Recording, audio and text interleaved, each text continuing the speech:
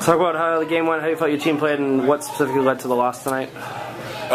We were flat, they were hot, and they made more plays than us, more basketball plays than us. We had chances, but didn't capitalize on them, and to their credit, they did just enough to beat us tonight.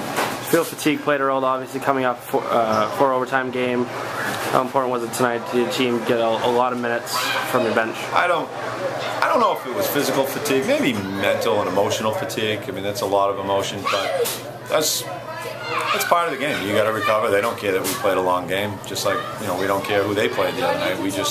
We have to be ready, and that's the high school schedule, and we weren't there yet.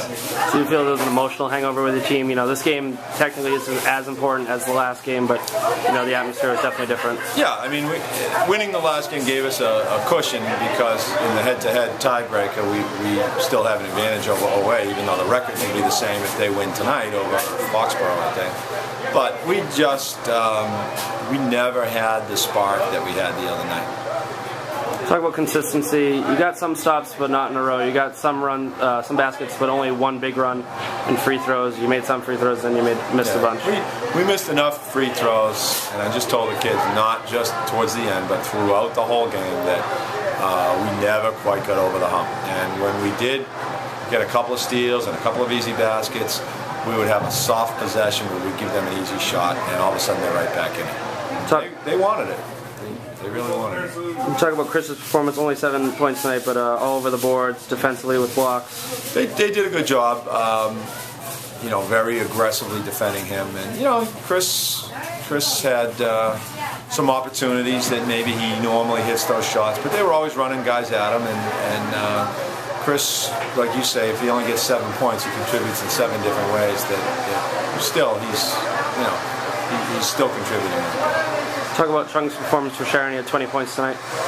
Well, both games this year he shot very, very well against us. And we talked about him before the game, and we still didn't get enough stops on him. We didn't get enough high hands on the closeouts, and we didn't stay close enough to him. We kind of treated him like he was just another guy tonight, and we were not supposed to. Talk about Joe bunce-grenon's offensive effort tonight, 15 points. Is that something you need from him more often? This team, for whatever reason, Joe seems to do well against offensively. He was aggressive, he was attacking the rim, and he hit a couple of threes as well, which makes the attack even easier. So Joe was strong tonight. One game left against Canton gives you the 10 wins if you get there, and also the division if you win. How important is the team to rebound after this loss?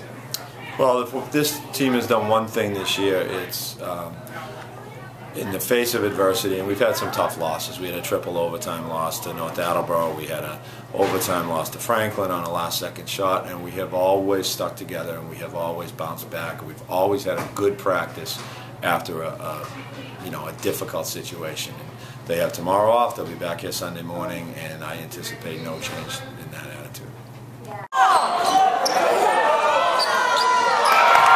Atticus Wedge,